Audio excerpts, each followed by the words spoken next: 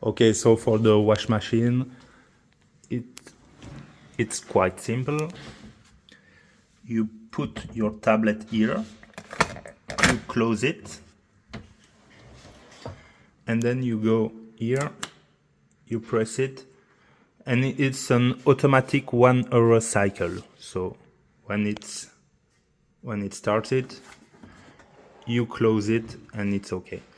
Don't forget to not overload it, because it can damage the wash machine. So please don't overload it.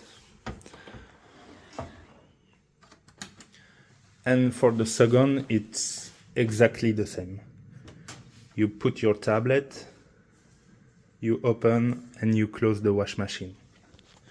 It's quite simple, but they work very fine, but just don't overload it, please.